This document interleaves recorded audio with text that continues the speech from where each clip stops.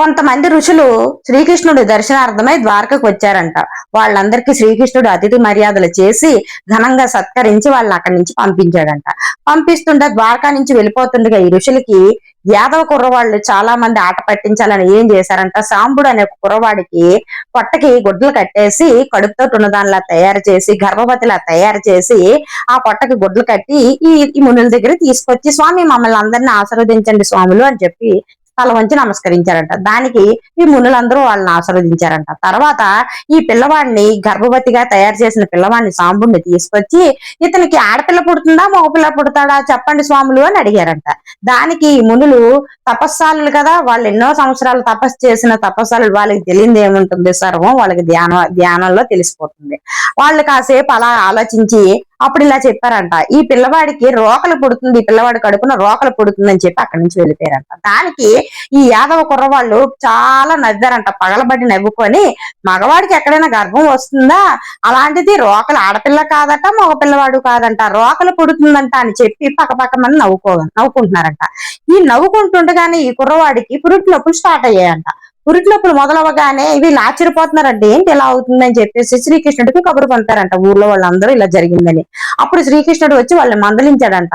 తపస్సాలులైన వాళ్ళని మనం ఎక్కిరించకూడదు, అది మీరు చేసిన తప్పు, మన్నించమని లెంపలు వేసుకోండి అని చెప్పి అనగానే వాళ్ళు మన్నించుకోమని మా మనసులో చెప్పుకొని మన్నించమని చెప్పి లెంపలు వేసుకోగానే ఈ పిల్లవాడికి ఆ మునులు చెప్పినట్టే రోకలు పుట్టిందంట. అతని కడుపున రోకలు పుట్టిందంట.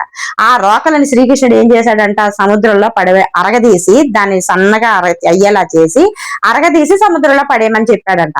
వాళ్ళు అలాగే దాన్ని అరగదీసి సముద్రంలో పడేశాడట. అది ఒక జాలారి వాడికి దొరికిందంట.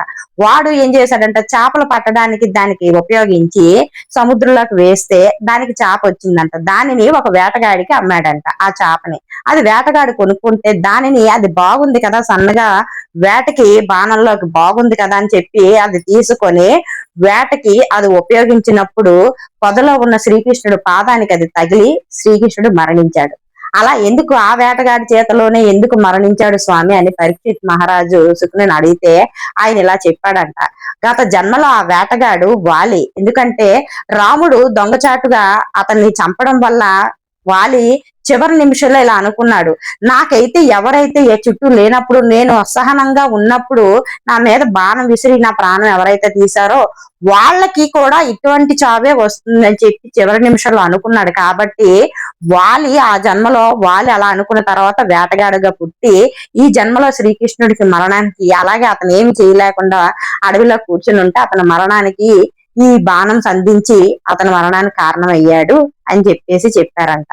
చూసారండి, ఏదైనా సరే తపస్సాలి అయిన వాళ్ళని, ధ్యానంలో ఉన్న వాళ్ళని కూడా మనం ఎప్పుడు ఎగతాళి చేయకూడదు. మన ఋషుల్ని మన కోసం పుట్టిన భగవంతుడు కల్పించిన వాళ్ళని మనం ఎప్పుడు ఎగతాళి చేయకూడదు. ఎందుకంటే భారతదేశంలో అలాంటి మునులు, అలాంటి యోగులు ఎంతో మంది ఉండబట్టే ఇప్పటికి కూడా భారతదేశపు త్యాగం నిలబడి ఉంది.